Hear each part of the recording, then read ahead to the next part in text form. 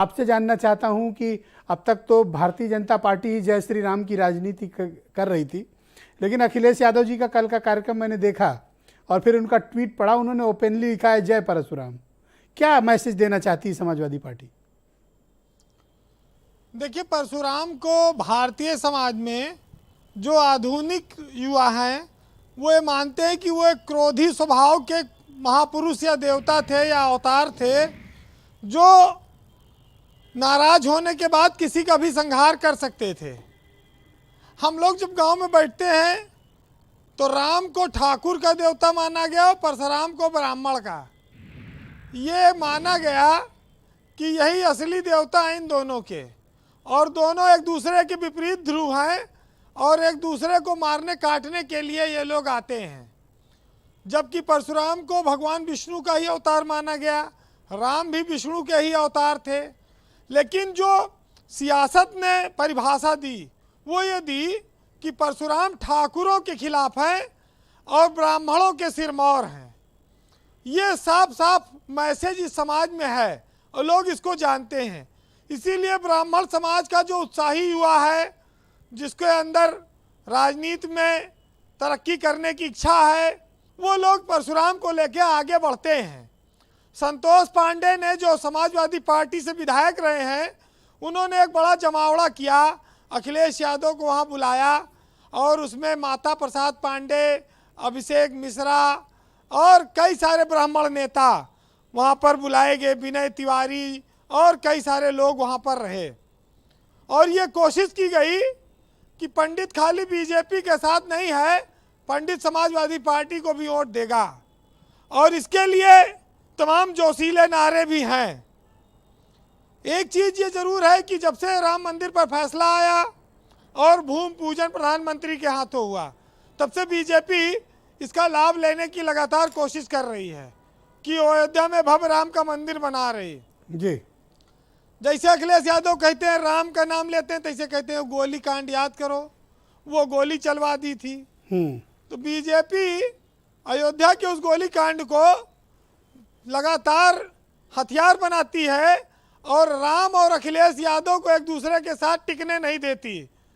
तो अखिलेश ने भी सोचा कि राम न सही तो चलो परशुराम की शरण में चलो, हैं तो दोनों एक है, आखिरी में दोनों जाएंगे विष्णु के पास ही, तो आशीर्वाद वहीं से मिलेगा।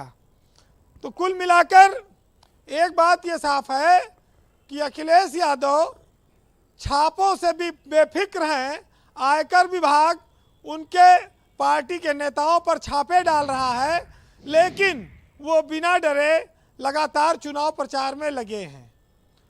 विपक्ष का एक ऐसा नेता जो भारतीय जनता पार्टी के लिए इन चुनावों में चुनौती बना है, वो लगातार अपनी भीड़ से भाजपा को और उनके रणनीतिकारों को चकित कर रहा है।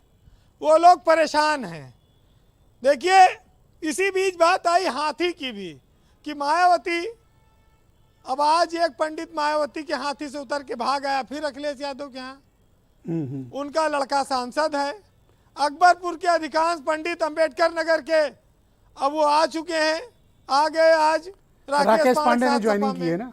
हाँ, रितेश को लोकसभा में संसदीय दल का नेता मायावती ने बना रखा है। हाँ, उन्हीं के मतलब पिता है सासू से बैर पतोहू से नाता, मतलब गुड़ खाओ गुलगुला से परहेज करो हैं। पिता समाजवादी में और बेटा बीएसपी में। और बेटा बीएसपी में। ओके। गजब हाल है। लेकिन ये भी एक बात साबित करती है कि कोई भी नेता जब किसी दल से छिटक रहा है, चाहे बीजेपी का हो, कांग्रेस का हो, बसपा का, जब वो विपक्ष के किसी दल में जाना चाहता है तो वो सपा में जा रहा है। आज देखिए ब्रजेश सौरभ, वो भी ब्राह्मण नेता हैं, वो भी गए वहाँ। अनीस मंसूरी भी आ गए, पसमानदा समाज के नेता, बहुत सारे ब्राह्मण नेता भी आज शामिल हुए। तो बीजेपी के पास इसका क्या काउंटर है? आपको क्या, किस तरह की जानकारी? बीजेपी कैसे इस चुनौती से निपट रही है? अब आपने पूछा कि बीजेपी, देखिए बीजेपी के पास पंडित तो पहले से बंधक है। बीजेपी को पंडित क्या वोट मारने की जरूरत नहीं है। वो तो जानती है कि पंडित उसको वोट देगा। पंडित जाएगा कहाँ? पंडित बंधक है वहाँ पे। पंडित बंधक है, और क्या, वो बसपा को वोट तो देता नहीं है, वो कोई जो है सपा को वोट देता नहीं है।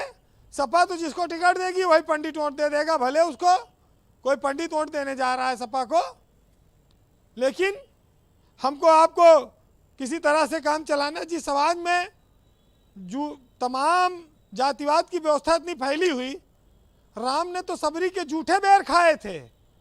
हम लोगों को जब पानी भी देते हैं तो पहले घर में पूछ लेते हैं कौन जात का है, कौन गिलास में पानी दीन जाए। आप गांव में रहे हो, यहाँ जितने लोग बैठे इनको पता होगा। तो भगवान मनुष्य में भेदभाव नहीं करते थे जाति में, यहाँ पर इंसानों ने व्यवस्था बनाई और उस व्यवस्था के नाते जाति की चक्की में आज समाज पिस रहा है और उसी के लिए आज परशुराम है, उसी के लिए अलग राम है, किसी के लिए अम्बेडकर देवता है, किसी के लिए कोई और देवता है। सबके देवता अलग अलग बन गए, इसी जातिवादी व्यवस्था ने सब बिगाड़ दिया जी। हमारे यहाँ हम लोग जिस समाज में है वहाँ अल्लाह को गाली दो तो हिंदू खुश होता है और भगवान को गाली दो तो मुसलमान खुश हो रहा है। अब हम आप सब लोग पढ़े लिखे हैं, जो लोग ऐसा करते हैं और इस समाज को कौन समझाए कि वाटर और पानी ये दोनों एक ही चीज़ हैं, अल्लाह और भगवान ये दोनों एक ही चीज़ हैं।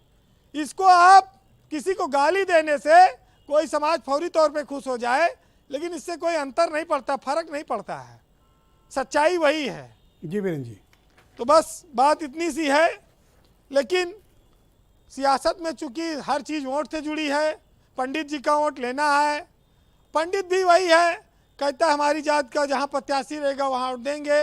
पंडित सपा के भी वोट देगा, बसपा भी देगा, भाजपा भी देगा, और वो देगा अपने कैंडिडेट को।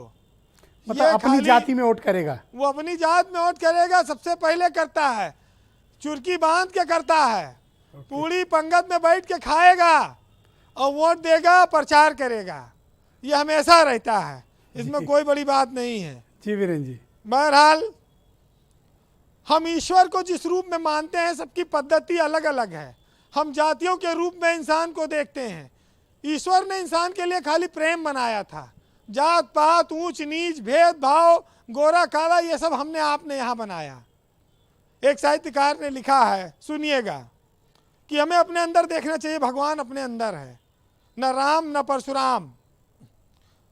एक साहित्यकार ने लिखा है कि मंदिर गए तो पत्थर पड़ा था, मस्जिद गए तो खाली पड़ा था, और चर्च गए तो सूली पर चढ़ा था, और गुरुद्वारे गए तो ढका हुआ था, मगर जब भीतर गए तो वो अपने अंदर खड़ा था।